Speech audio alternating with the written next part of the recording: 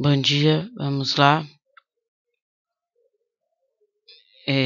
Vamos dar seguimento aqui ao assunto. Eu, na verdade, vou voltar um pouco o tema para que a gente entre nesse recessozinho com o assunto de bases da água, química orgânica e inorgânica da vida, como esteja no livro, nos livros, como é chamado nos livros variavelmente, bases moleculares da vida, química da vida. Vamos tentar continuar todo o tema. A composição dos seres vivos é de substâncias inorgânicas, que são moléculas pequenas, e substâncias orgânicas, que são moléculas maiores e mais complexas. Essas moléculas orgânicas, elas são formadas por cadeias de carbono, e as moléculas inorgânicas, elas não possuem essa cadeia de carbono. Nós temos a água, os sais minerais, os carboidratos, também chamados de glicídios, lipídios, proteínas, vitaminas e ácidos nucleicos. Essa composição dos seres vivos é dividida dessa maneira. Então, nós temos, na verdade, de 70% a 80% de água no nosso corpo. Essa quantidade de água ela não deve diminuir, sobre pena de termos um quadro chamado de quadro de desidratação, que pode levar à morte, e todos os seres vivos possuem água no seu corpo. Um dos motivos das questões que levam em conta o planeta Marte ou o planeta Vênus é justamente esse, porque eles consideram que só existiria vida nesses planetas se nesses planetas também existisse água. Lembrando que essa água que ele se refere é uma água, ou essa vida que ele se refere é essa vida que a gente conhece aqui na Terra, não necessariamente outros tipos de vida que a gente possa nem conhecer.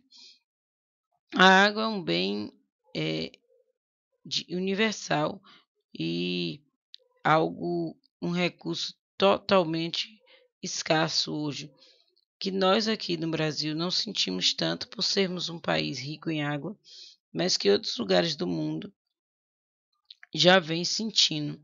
Então, quando você tem, por exemplo, uma refeição saudável, como saladas e carnes, você tem em média 900 litros de água gasto para fazer um prato de comida. E aí você pensa como né, se contando da plantação até chegar à sua mesa. É um cálculo que se tem. Quando você tem, por exemplo, um hambúrguer com refrigerante, você tem quase 8.000 litros de água para a produção. E essa diferença vem de quê? Vem de que se produtos industrializados eles gastam mais água do que produtos considerados mais naturais. Para você ter uma ideia, algumas coisas que a gente nem lembra, como a roupa, ela gasta em média uma roupa de calça e camiseta, ela gasta em média 11.000 litros de água. Então, esse gasto de água para a produção nos faz lembrar do tema da ecologia e relembrar aquela situação de pensarmos antes de jogar, antes de produzir lixo, antes de jogar fora.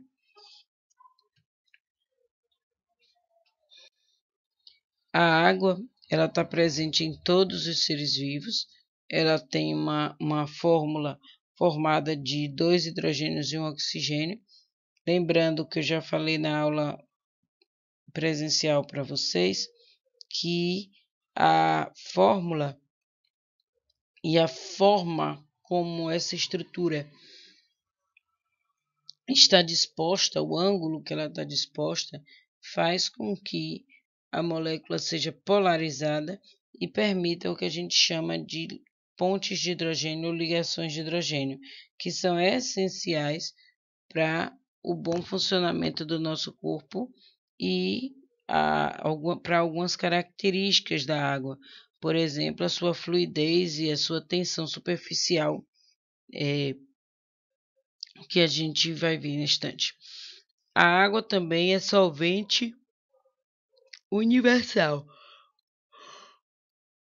Ela é capaz de dissolver praticamente tudo que temos no ambiente.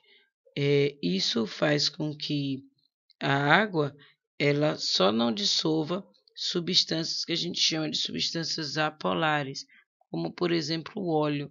Então ela só não dissolve substâncias que realmente sejam o que a gente chama de hidrofóbica e hidrofílica.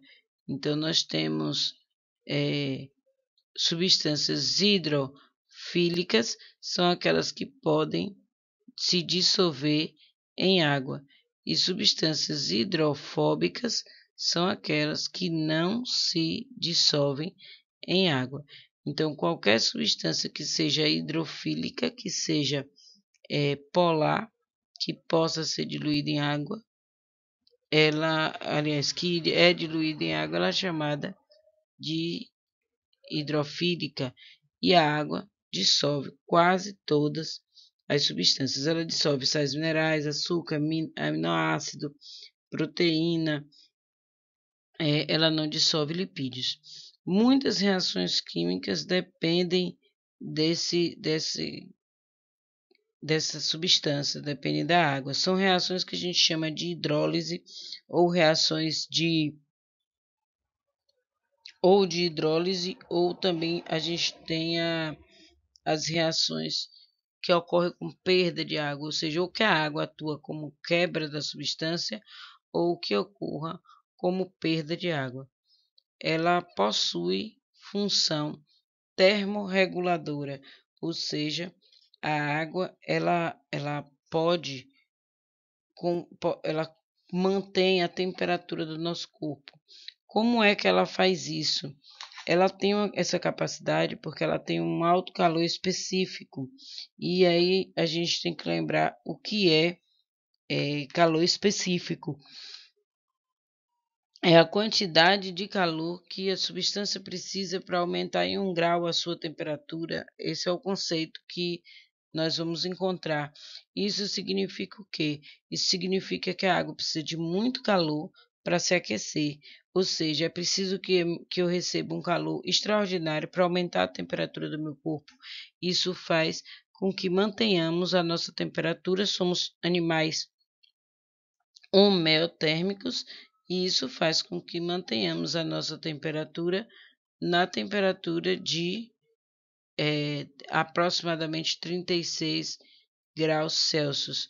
Essa homeotermia ela é característica tanto dos animais mamíferos quanto das aves.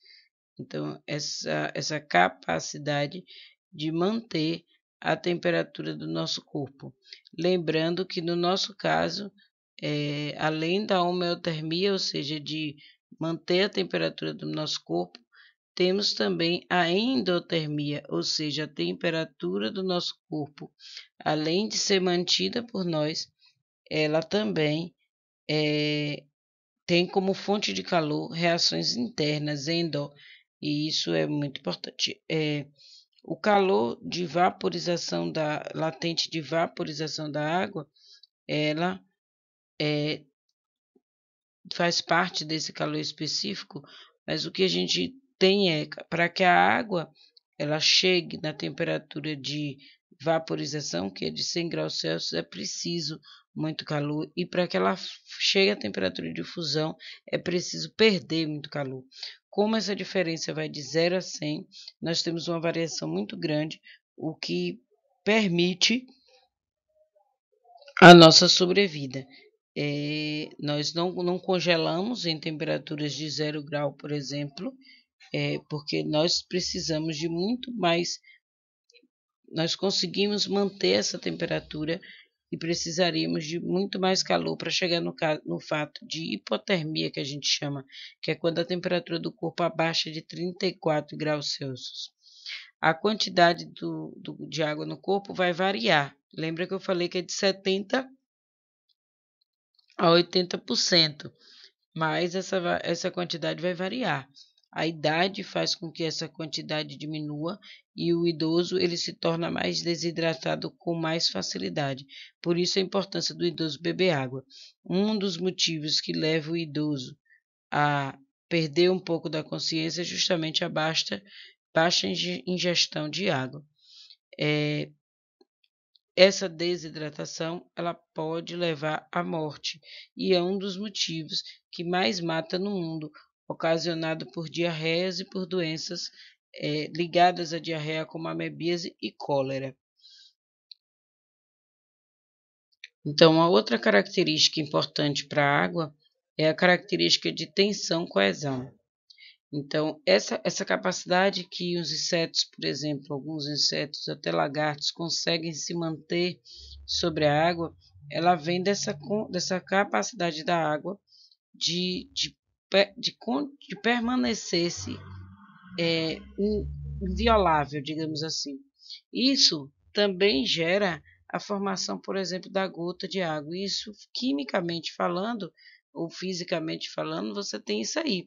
Então, você tem uma molécula de água que ela, comumente, ela tem forças atuando para todos os lados, e quando ela está na superfície, esse local onde não há molécula de água, essa força é transmitida para baixo. Então, essas forças a gente chama de força coesivas, né, para as moléculas vizinhas, e mantém isso aqui.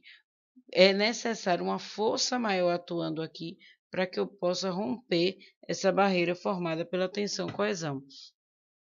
Uma outra característica dessa água que a gente comumente vai ver é a densidade. A água tem uma densidade que diminui em temperaturas menores. Então, o gelo flutua na água por conta disso. Essa é uma outra característica da água, eu esqueci de botar o nome, é capilaridade.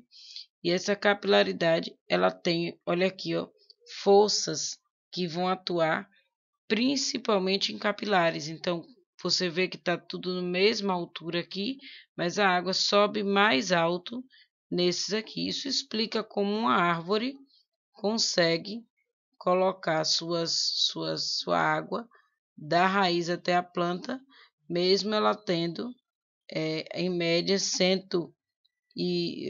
um exemplo, em média não, um exemplo, né? 130 metros de altura, como é o caso de uma sequoia gigante. Então, essa capacidade que a água tem, que a árvore tem, é justamente dessa estrutura que a gente tem de formação, digamos assim, da capilaridade. A capilaridade permite que essa água suba nesses orifícios. E aí a gente tem que lembrar de cada uma dessas características da água, pode colocar no papelzinho do lado, para que você não esqueça dessas características que a água possui. Os sais minerais estão presentes em pequenas quantidades nas células. Nós temos às vezes uma ideia de que sais minerais a gente precisa de muito, mas não.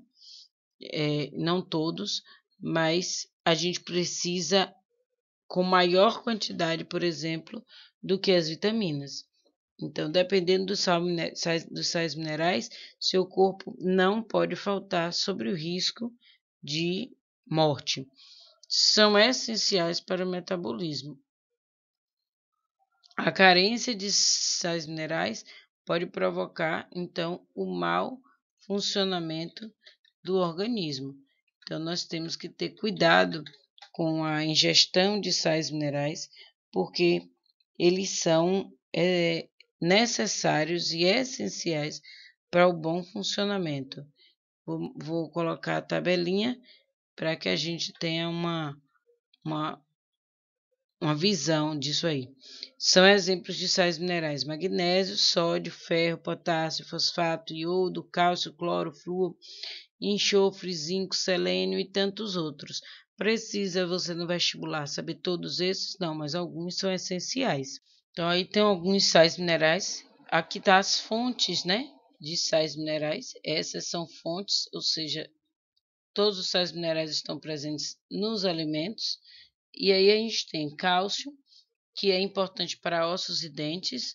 Cuidado com a pegadinha de ossos e dentes, porque ele vai falar da coagulação sanguínea, ele vai falar da contração muscular e de ossos e dentes, mas ele também pode falar de ossos e dentes quando ele está falando do flúor, e que geralmente a gente esquece porque que a água é fluoretada, né?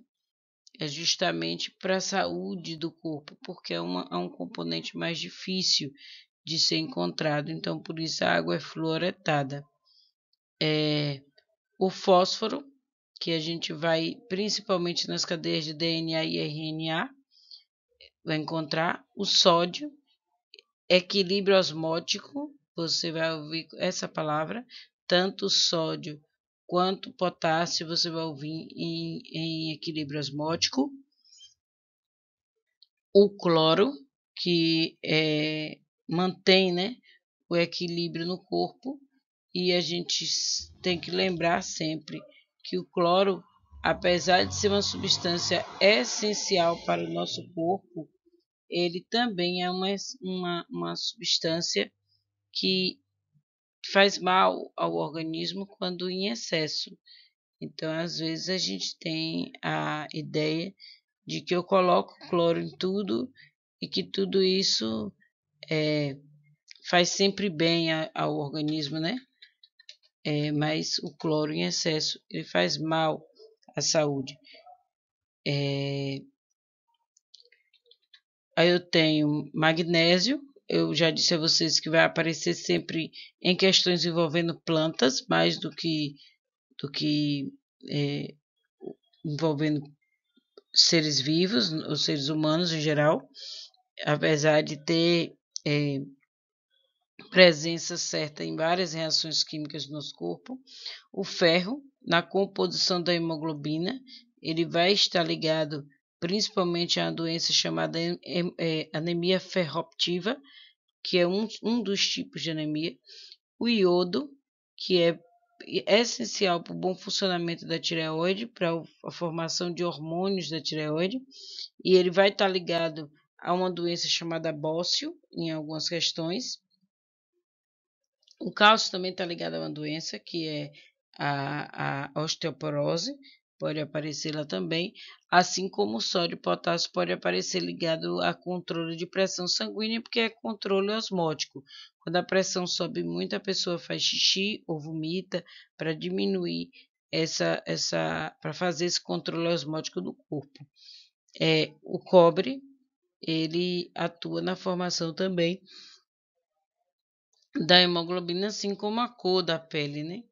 Então, temos que observar essa tabelinha junto com a Amélia, com a professora de Química, por conta de algumas características de alguns elementos desses. Então, nós temos aí uma tabelinha que eu achei pela internet, que eu achei bem legal, que é uma forma de vocês deixar isso pronto, lembrando que esse tipo de tabela de mapa mental, ele deve ser revisto com frequência. Então, nesse período de recesso que teremos, pegue o livro, os mapas mentais, e releia seus mapas mentais, pelo menos a cada 2, 3 dias, dê uma olhadinha neles, e coisa rápida, porque isso vai fixar melhor as substâncias que existem em você, né? Que são essenciais para o Enem. Os carboidratos, também chamado de açúcares ou glicídios, a maioria dos carboidratos possui função energética, mas pode atuar na constituição estrutural e genética. Então, o carboidrato que você mais utiliza é a glicose, e você utiliza essa glicose principalmente para gerar ATP, para gerar energia.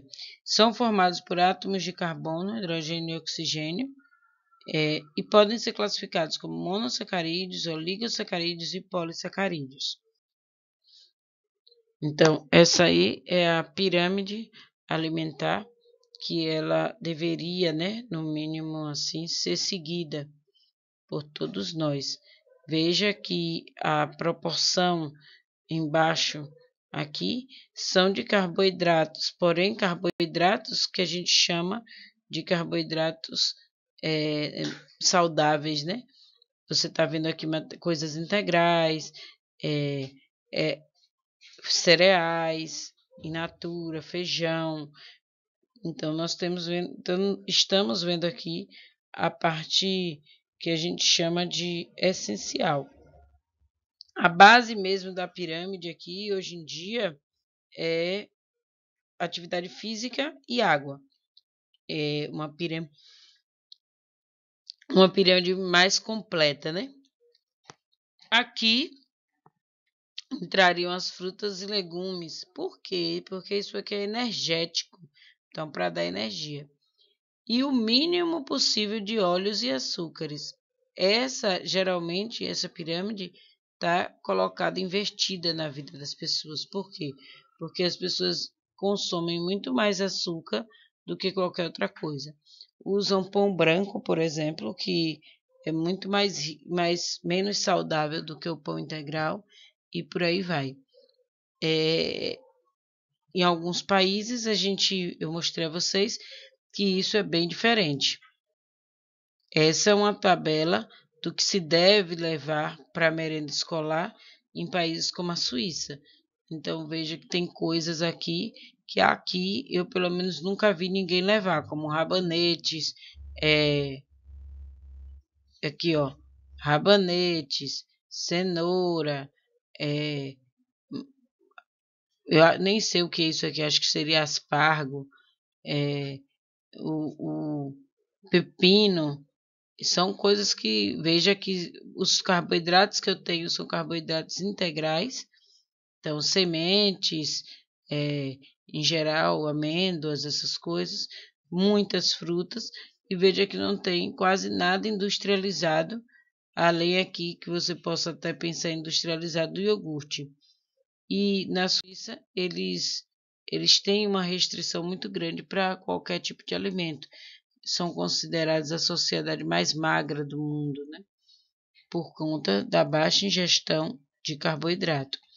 E aí eu mostrei a vocês a quantidade de livros que hoje fala do açúcar, mas nos anos 80 foi lançado um livro que tinha esse nome, não está aí a capa dele, que é o Sugar Free, não chegou a ser lançado no Brasil, e que ele mostrava os riscos, quer dizer, que eu saiba, não chegou, né? Eu nunca achei no Brasil. Ele mostrava os riscos de açúcar como droga.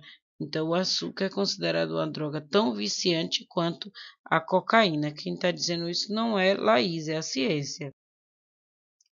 Tem função energética, como eu falei a vocês, é a maior fonte de energia do corpo, mas também tem função plástica, por exemplo, estrutural, como é os exemplos da celulose, no caso dos vegetais, e da quitina, no caso dos animais. Então, a gente pode dividir eles em monossacarídeos, açúcares simples, glicose, a ribose é o açúcar presente no RNA, desoxirribose é o açúcar presente no DNA. Eu tenho glicose, frutose e galactose também. Quando eu vou unir uma molécula de glicose, por exemplo, com uma molécula de galactose, eu tenho um açúcar chamado lactose. Glicose com frutose, eu tenho um açúcar chamado sacarose. E ainda tem um que não está aqui, que é a glicose, mais glicose, que forma um açúcar chamado maltose.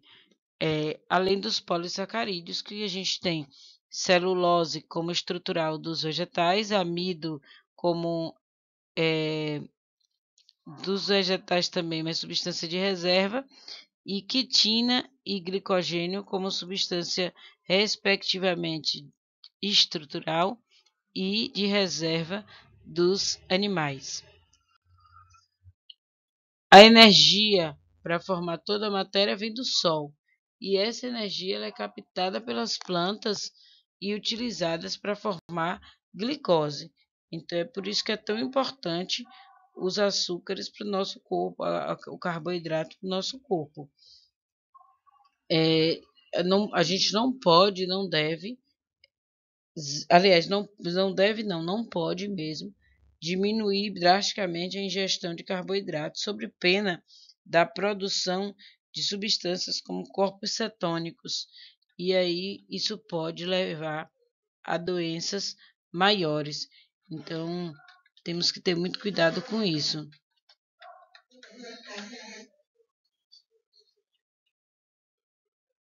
As moléculas dos carboidratos monossacarídeos são geralmente menores, o que eu falei da ribose, da desoxirribose, essas coisas. Aí está a formação química delas, né? As chamadas pentoses, ribose e desoxirribose, e as hexoses. A diferença aí é na quantidade de carbono, né? As pentoses, como o nome diz, já tem 5 e as hexoses têm 6. A glicose é a hexose mais famosa e mais importante. Os oligosacarídeos são os polissacarídeos maiores. Eles são formados de até 10 monossacarídeos, mas aí eu tenho a união através de uma reação de desidratação. Veja que eu falei lá atrás uma reação de hidrólise, quando a água entra como um mecanismo de quebra, e a desidratação como um mecanismo de perda de água. Então, entre os oligosacarídeos, eu tenho os disacarídeos, que são os que a gente já mostrou lá atrás, a sacarose, a lactose, e aqui está a maltose, que lá atrás não tinha um nome, mas eu falei que é a glicose mais glicose. Os polissacarídeos, como eu disse, os mais famosos, a celulose, a quitina, que são estruturais, e o amido e glicogênio. Lembrando que o animal nenhum consegue destruir celulose. Então, essa é uma pegadinha comum nas questões, tem que ter cuidado com a celulose. E o glicogênio tem a reserva, não sei nem se eu já tinha dito isso, no fígado. E isso é muito importante porque nós temos várias questões que falam sobre essa questão do glicogênio. A quitina pode cair em Enem, não cai muito, a associação com os fungos, porque por ela ser uma substância animal, a presença dela nos fungos coloca os fungos como um elo entre vegetais e animais. Os lipídios possuem função energética e estrutural, mas não são energéticos que você utiliza comumente, apesar de serem mais energéticos do que os carboidratos, são a segunda fonte de energia. Então, você só vai usar um lipídio se não existir disponível,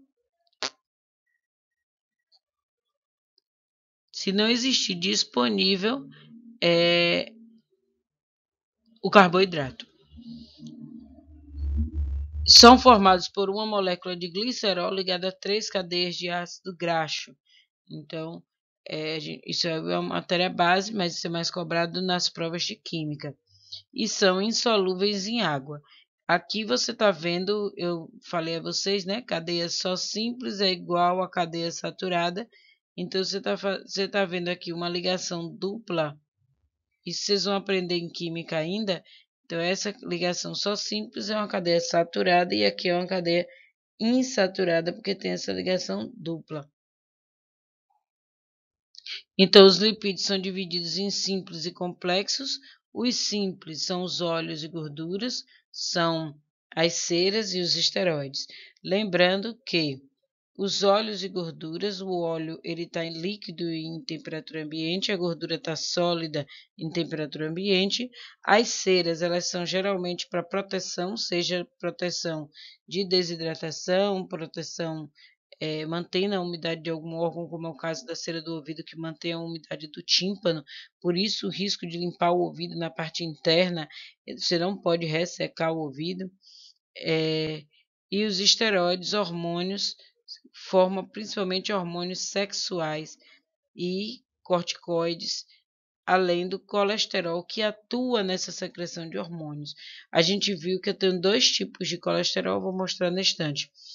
Os lipídios complexos, eles têm na sua formação, além do carbono, hidrogênio e oxigênio, também fósforo, nitrogênio e enxofre.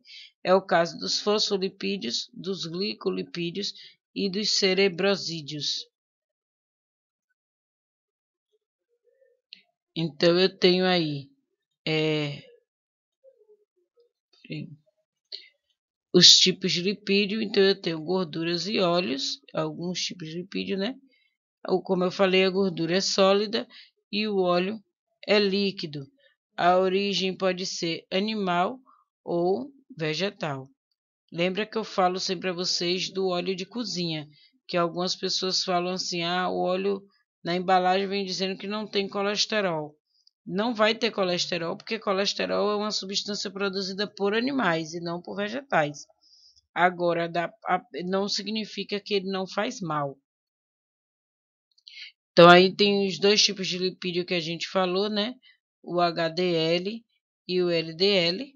O HDL, ele é o que a gente chama de colesterol bom e o LDL de ruim, porém, a gente tem que lembrar que nenhum dos dois pode faltar no nosso organismo. Às vezes a gente fica pensando que poderia viver sem colesterol ruim, porque faria mal para a nossa saúde, mas não é isso. O colesterol que a gente chama de HDL, que é o colesterol de alta densidade, ele faz bem ao corpo, verdade. E ele até tira do seu corpo o LDL, que é o que a gente chama de baixa densidade, né? Mas o LDL é tão necessário quanto o HDL em níveis normais no corpo. E além disso, são produzidos pelo próprio corpo. Não adianta você dizer, vou parar de comer tal coisa para não ter colesterol alto. Alguns são produzidos pelo nosso corpo e é uma doença chamada hipercolesterolemia. Esse excesso de colesterol, ele pode ocasionar o acúmulo de gordura no sangue. Como eu fecho isso aqui, aí é um princípio da física, quanto menor o orifício, maior a pressão. Como forma essas placas, aumenta a pressão arterial, o que a gente chama de hipertensão, né? Então, a arteriosclerose, que é o endurecimento, o enrijecimento, o fechamento dessas artérias, pode gerar também um infarto e pode gerar pressão alta. Aí está mostrando os níveis aceitáveis de LDL, que é o do colesterol ruim. Então, você não deve deixar subir muito, mas também não pode impedir, não podemos viver sem HDL. São insolúveis em água e solúveis em substâncias orgânicas. E aqui um resuminho, né? Glicerídeos, óleos e gordura e o fosfolipídio, que eu vou mostrar a vocês, que são componentes da membrana celular e são muito importantes que a gente lembre dele. Carotenoides, eu falei a vocês um exemplo dele. A vitamina A, não fiz uma reta muito certa, não. A vitamina A é um tipo de carotenoide. Também é importante os da fotossíntese, que são pigmentos, né, presentes nas plantas. Então, aqui está um comparativo bem interessante. Muita gente fala assim, eu não como abacate porque tem muita gordura. Eu não como coco porque tem muita gordura e eu tenho colesterol alto. Esse tipo de gorduras são chamadas de gorduras saudáveis. Não vai aumentar o colesterol de ninguém.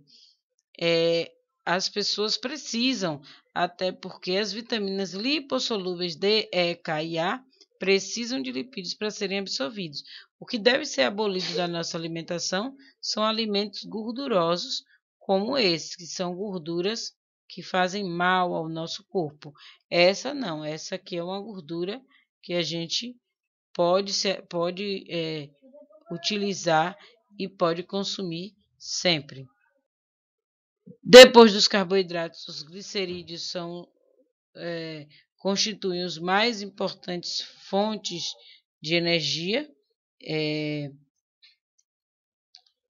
As gorduras sobre a pele atuam como isolante térmico, mantendo o calor do corpo, principalmente em animais como os ursos. Cuidado, o urso não inverna, viu? Mas que precisa manter a temperatura. Depois eu vou explicar essa questão da hibernação.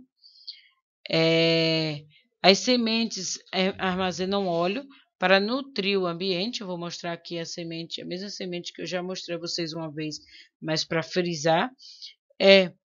São importantes na formação da membrana, porque eu tenho a formação tanto do colesterol quanto do fosfolipídio, que forma essa membrana. O colesterol é precursor de alguns hormônios, como a testosterona, no caso dos homens, e isso não significa que eu tenho que ter colesterol alto, mas eu tenho que ter colesterol em níveis normais. E as ceras impermeabilizam folhas, frutos e pétalas, reduzindo a evaporação e a perda d'água principalmente. Essa é a semente que eu falei, a semente da barriguda. Ela é extremamente levezinha para haver a dispersão, mas quando molhada, ela produz, quando em contato com água, ela se modifica e forma essa geleia que vai ser nutricional, rica em gordura, para manter esse embrião pelo máximo de tempo possível. Aí está a estrutura da membrana do fosfolipídio, são formados por cadeias de ácido graxo combinado com proteínas. Então aqui eu tenho uma molécula que a gente chama de molécula anfótera, onde eu tenho um lado polar e um lado apolar, e esses lados apolares eles se mantêm juntos numa bicamada lipídica que vamos conhecer daqui a uns dias, né? E essa parte de fora é a parte polar que se mantém também unida. A gente vai ver como é importante na hora que a gente for estudar a membrana plasmática esse fosfolipídio para a manutenção dessa estrutura aqui da membrana. As proteínas são substâncias orgânicas mais abundantes nos seres vivos, possuem função estrutural, enzimática, hormonal e imunológica. Então a gente vai ter proteína com papéis bem diversos. São formados por carbono, hidrogênio, oxigênio, nitrogênio e às vezes enxofre, e tem como molécula base os aminoácidos. Então, na verdade, isso aqui forma os aminoácidos, e a junção de aminoácidos é que forma as proteínas. Então, eu tenho aqui uma estrutura geral do aminoácido. Então, eu tenho um radical, tenho um grupo carboxila e um grupo amina. Isso a gente vai estudar, vocês vão estudar também em química com a Amélia, lá no terceiro ano, salvo engano, mas a gente tem que lembrar um pouquinho dessa molécula aqui, porque é cobrado nas questões de biologia que os aminoácidos se ligam por ligações peptídicas, por exemplo. Então, elas são classificadas como dipeptídeo, tripeptídeo, oligopeptídeo, polipeptídeo, a partir de quantos aminoácidos estão ligados. Então, como eu disse, as proteínas elas desempenham várias funções muito importantes para a célula. São principais componentes estruturais dos seres vivos e elas estão presentes na membrana plasmática, assim junto como o fosfolipídio, e forma estruturas de proteção dos seres vivos, como casco, unhas e pelos. Supre o organismo de substâncias que permitem o crescimento e regeneração do corpo, além de formar as enzimas, os anticorpos e alguns hormônios. O papel enzimático aí é o mais importante para vestibular, pelo menos foi até hoje, porém acredito que os anticorpos vão entrar com tudo depois do Covid, porque são os anticorpos que são identificados no exame, no teste de Covid.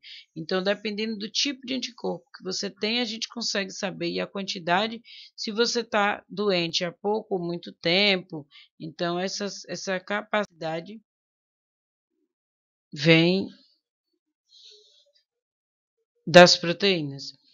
Aí está mostrando uma diferença da estrutura primária das proteínas, né? Então, as proteínas, elas podem ter variações por conta da sua estrutura primária que vão passar despercebido. Mas algumas, como é o caso aqui, ó, nós temos um problema sério, que é o caso da anemia falciforme.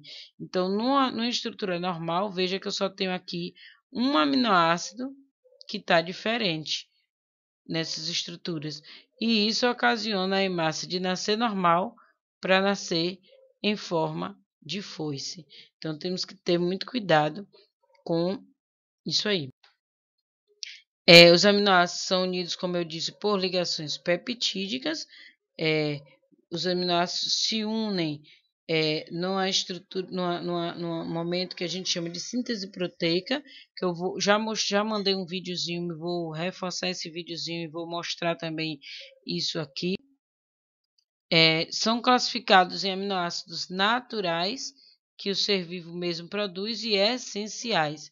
Então, dependendo de cada espécie, isso muda. No caso de nós, seres vivos, nos seres humanos, nós temos, eu vou mostrar aqui a listinha, vou botar no slide aqui, no próximo slide aqui para vocês, a listinha dos aminoácidos que são essenciais e dos aminoácidos que são naturais e explicar por que a mistura arroz e feijão é tão importante. Então, a estrutura da proteína, ela passa de primária para secundária, terciária e quaternária. Então, a primária é a sequência de aminoácidos que ela vai ter linear. A secundária, essa sequência de aminoácidos, ela vai fazer como se ela se enrolasse dentro delas mesmas. Na terciária, ela se dá uma volta novamente. E a quaternária é a associação de duas ou mais proteínas. Então, tá aí. A combinação arroz e feijão é uma combinação perfeita, por quê? Porque nós temos, eu copiei isso aqui do jeito que estava, nós temos 11 aminoácidos que são chamados de não essenciais e 9 aminoácidos essenciais, são 20 no todo. Desses 9 que são considerados essenciais, veja, o feijão, o arroz é rico em metionina e cisteína. Olha aqui, ó, dos que são essenciais: metionina e cisteína. Ele é rico, né? Cisteína não é essencial. Porém, é pobre em aminoácidos como lisina, assim como os outros cereais. O feijão, por sua vez, apresenta todos os aminoácidos essenciais, inclusive lisina. Ó, lisina aqui. Mas é pobre em metionina e cisteína. Então, na verdade, a combinação arroz e feijão é uma combinação perfeita porque ela engloba os 9 aminoácidos que a gente chama de essenciais. Então, é por isso que essa combinação é tão importante e deve ser comido o arroz e feijão pelo menos uma vez por semana. Quem faz dieta geralmente diz que não pode misturar arroz e feijão, mas você pode comer arroz ou feijão. Então, você pode escolher um dia da semana que ao invés de você comer um, você come o outro. Não pode ficar mais de 7 dias sem comer nenhum dos dois. Então, as proteínas como enzimas, elas aceleram as reações químicas e possuem alta especificidade. A gente chama de que elas têm estrutura de chave e fechadura. Isso significa que aquela enzima só funciona para aquele substrato. O que é substrato? Por exemplo, eu posso falar que é substrato um disacarídeo, por exemplo, uma maltose, como eu falei a vocês, né? Eu tenho aqui uma maltose para eu digerir. Essa maltose, ela tem essa estrutura aqui. A enzima que vai quebrar essa maltose, ela vai ter essa estrutura aqui, vai ter o encaixe perfeito, é isso que a gente fala. Aqui, por exemplo, eu estou falando de uma sacarose. Então, eu tenho a sacarase, ó, esse nome quase todos a ver com enzima, viu? Mas tem umas exceçõezinhas. Mas, por exemplo, sacarose, sacarase, maltose, maltase, lactose, lactase. Então, a enzima geralmente tem a terminação ase, com o mesmo início do substrato que ele quebra. Então, as enzimas, elas têm uma característica especial. Elas têm temperatura ótima, tem pH, chamado que a gente chama de pH ótimo. Isso significa o quê? Vamos dar um exemplo aqui de uma pessoa. Vou tentar desenhar aqui uma pessoa bem feia, mas vamos dar um exemplo aqui de uma pessoa. E pega, que pessoa feia. Mas vamos pensar no seguinte: na boca dessa pessoa, a boca dessa pessoa, ela tem temperatura, em média, uma temperatura de 36 a 37 graus Celsius, ó, 36 graus em média, e tem um pH que a gente chama de pH básico, ou pH neutro, então geralmente é um pH 7. O estômago dessa mesma pessoa já vai ter uma temperatura de 40 graus Celsius e um pH que a gente estima aí em 0 a 1. O intestino dessa pessoa já vai ter uma temperatura de 42 graus por aí e já vai ter um pH extremamente básico, em torno de 14. Para que eu estou falando isso? O que isso influencia? Tá aqui, ó. Fazer em azulzinho para ficar bem em destaque. Quando a comida chega na boca, ela é mastigada e existe uma enzima, olha aqui, ó, pH neutro, tá vendo aqui? Uma enzima chamada pitialina, que ela vai atuar aqui na boca. Ela atua nesse pH e nessa temperatura. Quando o alimento é engolido, que tem gente que gosta de engolir o alimento inteiro, quando ele é engolido, aquela enzima que ia destruir aquelas substâncias, a gente vê isso no terceiro ano, no segundo ano, mas você não precisa saber para que serve cada uma, mas a pitialina, por exemplo, ela destrói aminoácido, ela destrói amido.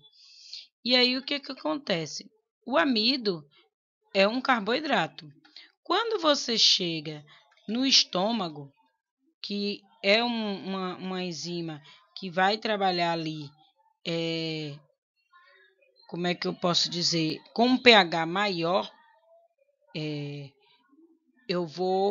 olha aqui, ó, com pH menor, o pH mais ácido aqui, ó.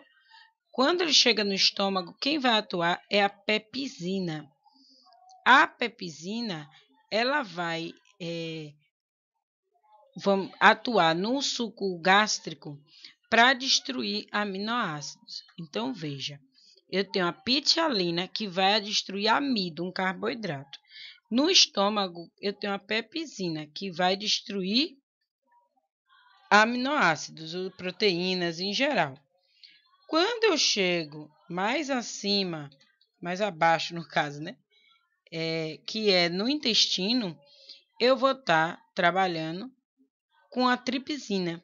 A tripsina, ela também vai atuar em aminoácidos, mas já são aminoácidos mais quebrados, digamos assim, mais específicos, e atuar na digestão de proteína. Veja que dessas 3 que eu estou falando aí, eu tenho 2 que é para carboidrato ou para proteína e uma para carboidrato. Uma vez engolida essa comida, a pitialina ela não vai atuar aqui no estômago mais. Ela não vai atuar no intestino mais, porque ela não tem mais o pH chamado de ótimo. Ó, olha aqui o 0, ó, ela tendendo ao 0, ó, LP aqui, ó. Ela chegou no 4, ela já não funciona mais. A pepsina que vai funcionar no 2. Já a tripsina, tá vendo que elas atuam um tempo juntas, mas o ponto ótimo da tripsina já é um pH mais básico. Então a pitialina já não trabalha. Então é por isso que eu tenho a importância da mastigação para a boa digestão. Além disso, a velocidade da reação enzimática, olha aqui, ó, ela se eleva com o aumento da concentração de substrato até atingir um patamar. Depois, ela não a mais que aquilo, ela não cresce. Por quê? O que isso quer dizer?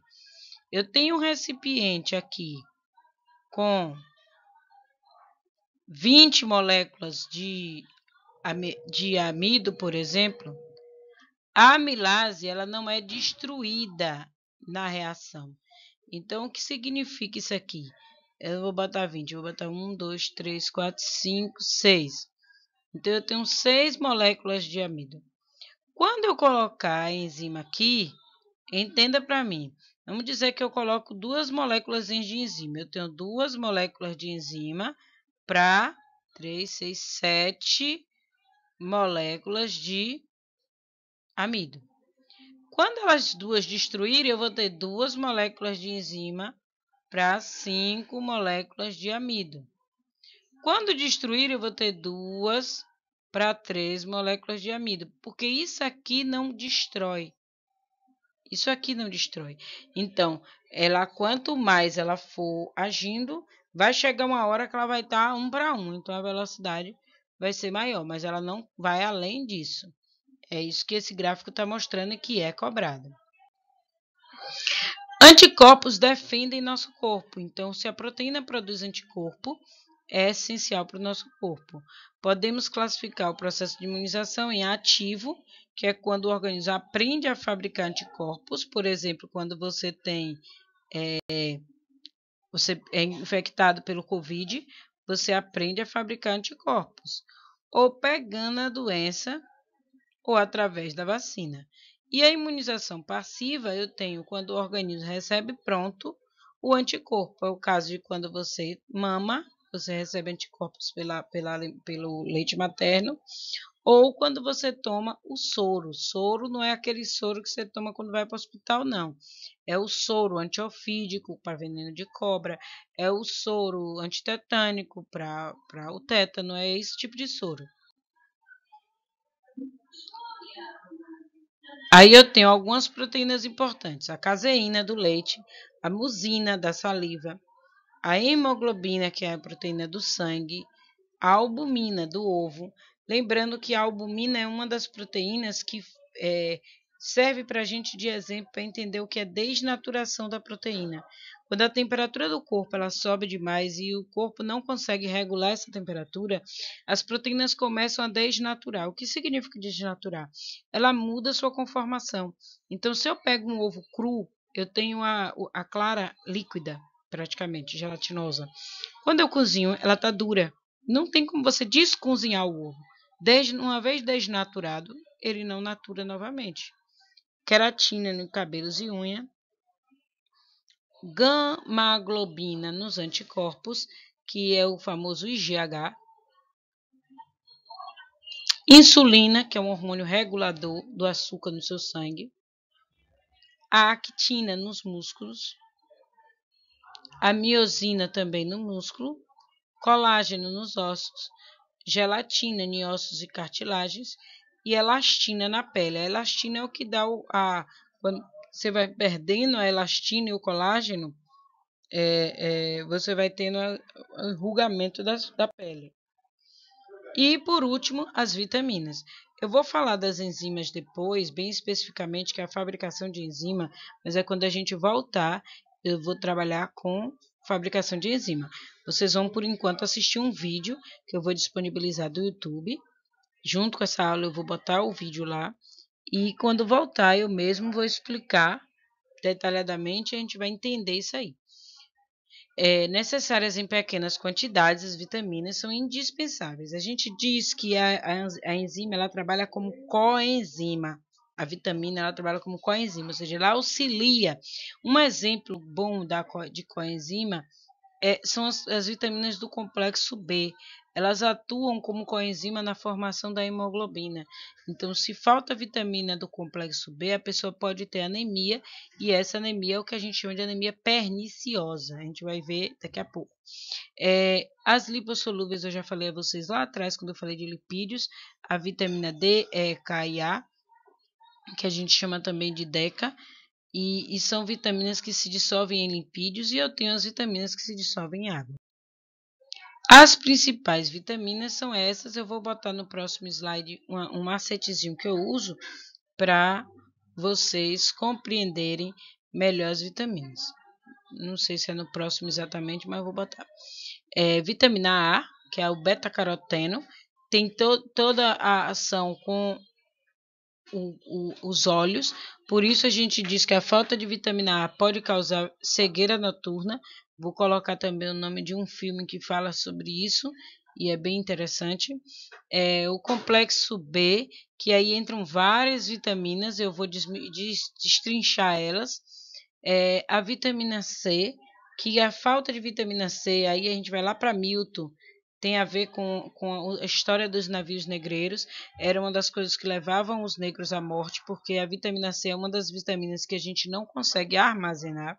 Então, portanto, se você não come sempre, e eles passavam 3 meses nos navios negreiros, ele começa a dar uma rachadura e sangramento aleatório, porque dá problemas tanto na cicatrização quanto na resistência a infecções. A vitamina D, eu já falei a vocês que na verdade ela não é mais uma vitamina, ela é considerada um hormônio, mas continua na classificação de vitamina por enquanto, produzido pela pele. A vitamina, eu vou dizer em que doença ela está relacionada, a vitamina E, que é uma das vitaminas mais importantes, principalmente para o homem, mas também para a mulher, por conta esqueci o nome agora, que forma coágulos na mama. Às vezes até confundido com câncer no apalpamento, quando você vai no médico, é na verdade falta de vitamina E. E vitamina K, que assim como o cálcio funciona fortalecendo os ossos, mas que também está envolvido com a coagulação sanguínea.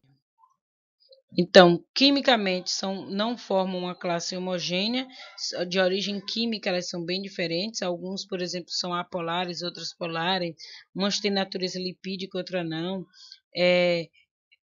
O termo vitamina são para substâncias que a gente precisa em pequenas quantidades, cuidado com essas pegadinhas nas atividades, e cuja falta resulta em doenças que decorrem de carências nutricionais. Então, temos aí as avitaminoses mais comuns. Eu usei alguns macetezinhos aqui que vai ajudar vocês. Aqui tem a lista de algumas vitaminas, no livro também tem outras. E aí eu só vou citar aí algumas para vocês. A vitamina A, por exemplo, ela provoca o que a gente chama, a falta dessa vitamina, ela pode provocar o que a gente chama de cegueira noturna. Esse A também era para ter ficado maiúsculo, o corretor deve ter tirado. Cegueira noturna.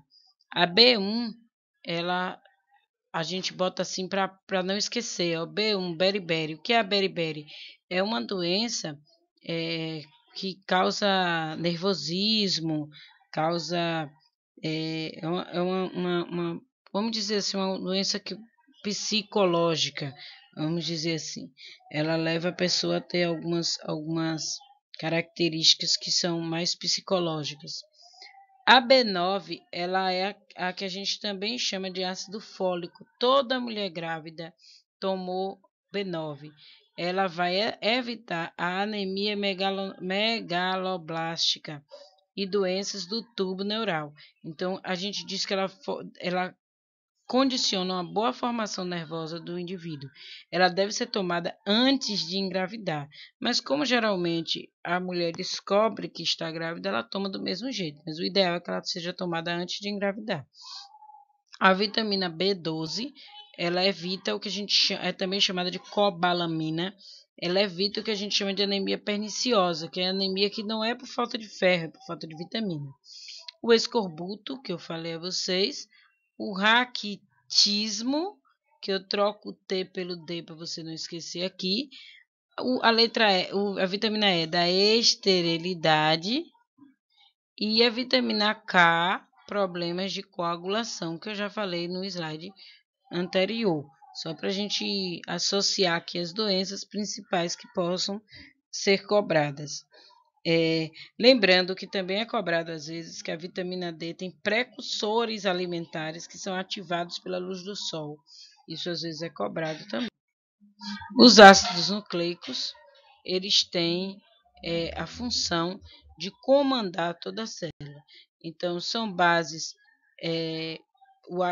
estão entre os ácidos nucleicos DNA, RNA e também o ATP, e eu esqueci, geralmente o povo esquece, eu acabei esquecendo aqui de consertar esse slide, que é o ATP.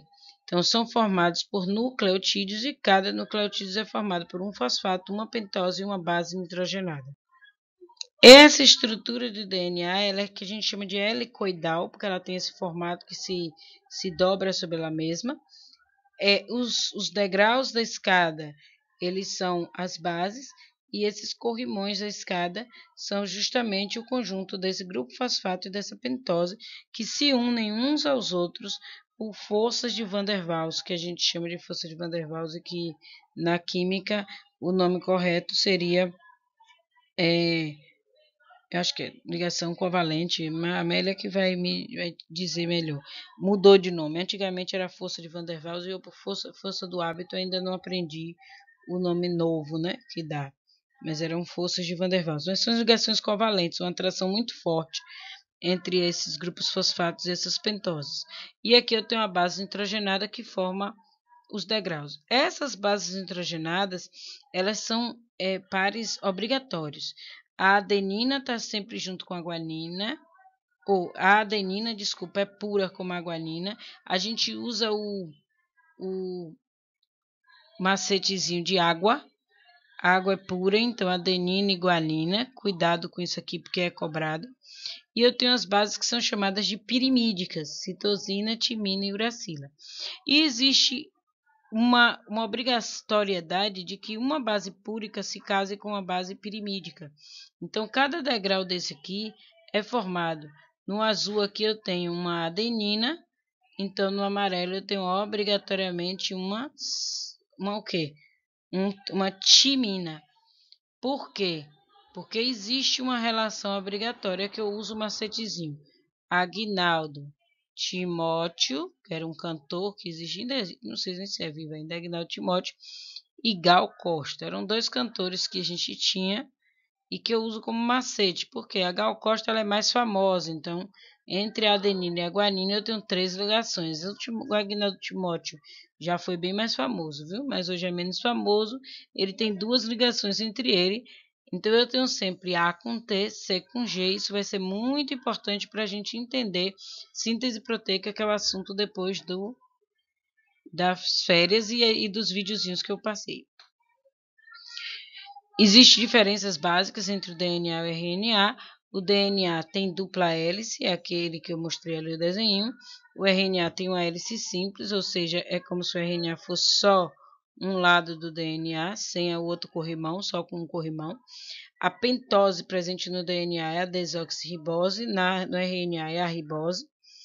As bases nitrogenadas do DNA é adenina, timina, guanina e citosina. No RNA não tem timina. Aí você vai encontrar várias teorias. Uma das teorias é que a timina não consegue passar pelo núcleo, pela membrana nuclear, e outra que é uma forma que a evolução encontrou de se tornar mais específica ainda para que outros seres não invadam.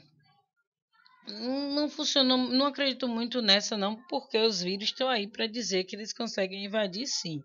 Eu acredito mais que seja uma coisa originária evolutivamente, mesmo que o homem não tenha resposta ainda. Mas na RNA não tem timina, então é substituída a timina por uma uracila. E aí eles estão, o DNA está do núcleo, cloroplasto e mitocôndria. O RNA, quando ele diz que está no núcleo e citoplasma, esse citoplasma entenda muitos lugares, viu? Porque o RNA ele tem 3 tipos: RNA ribossômico, RNA transportador e RNA mensageiro. O RNA ribossômico ele forma uma estrutura chamada ribossomo, que está presente em todos os seres vivos, inclusive as bactérias. Aliás, exceto os vírus, que agora vírus é ser vivo. Então, eu botei repetir a diferença entre um e outro.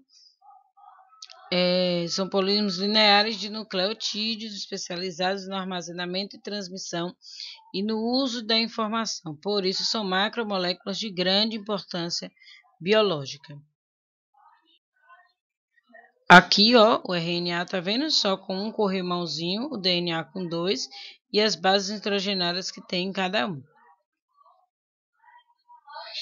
São chamados assim porque foram descobertos primeiro no núcleo, são as mais importantes moléculas orgânicas e estão presentes em todas as formas de vida, desde vírus até mamíferos. Eu queria frisar isso aqui. Existem 2 tipos de ácidos nucleicos que são ligados a isso, que é o DNA e o RNA, e tem o ATP, que é um ácido nucleico ligado à produção energética. Tem que ter cuidado com isso, porque é algo que pouco se fala, mas ele é um nucleosídeo. E aí, como a gente fala dos nucleotídeos, alguns livros eles não falam sobre a formação do ácido nucleico, também está presente nos ATPs. O RNA e o DNA são formados por dezenas, centenas e até milhões de nucleotídeos, e o nucleotídeo é formado pela união de 3 outras moléculas, como eu falei, ácido fosfórico, um açúcar e uma base nitrogenada. É importante porque comanda o funcionamento da célula. E no DNA é que você encontra os genes responsáveis por todas as características do indivíduo e que a gente vai estudar na síntese proteica. Aí eu botei no finzinho um slide que é de um professor amigo meu, Matheus, para curiosidade de vocês mesmos, porque são músicas, letras de músicas que ajudam no entendimento, mas eu realmente não sei cantar, né? Não é a minha habilidade, mas eu resolvi trazer aí porque eu sei que no primeiro ano a gente tem alguns alunos que gostam de música e vai que ajuda no aprendizado, e ele até dá uma palhinha para a gente na próxima aula, né? Eles dão uma palhinha para a gente aprender também um pouco mais. Muito obrigada e bom descanso para vocês e até o retorno.